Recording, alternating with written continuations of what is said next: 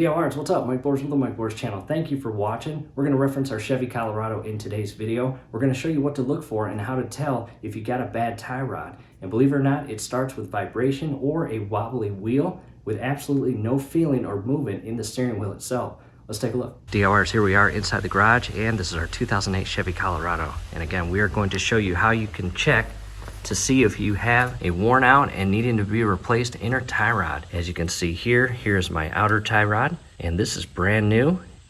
And all I did was took off the tire, and this stud feeds up into this knuckle mount here and is secured by a 7/8 size nut. Check this out.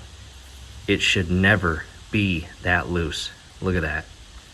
I should be able to let go of this and not have it fall like that. As well as when I go to raise it, there should be tension on the inner portion. And as you can see, there's none. I could basically pop it up and play catch with it.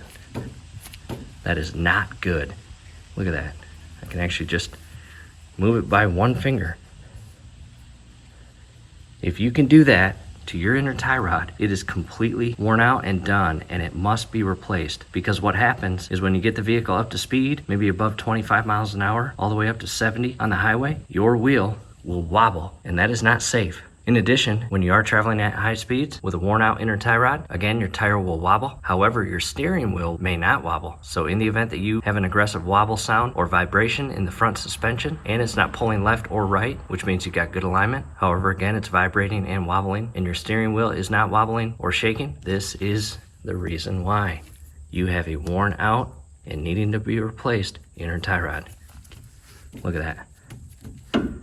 And DIYers, that's all we want to cover in this video. Scrolling above right now is a link to a video that shows us replacing this exact inner tie rod. Definitely check that out if you're interested. You may find it very helpful. In addition, we will also post that video link down below in the comment section as well as the description section. And here is the new inner tie rod right here, as you can see. And basically, the inner portion of the new one is very solid. And if I was to install this in there right now, this rod would not fall. I would have to apply some friendly pressure to move it left and right and up and down. Again, completely opposite from this. Look at that. Not good. I got the new part, I'll replace it.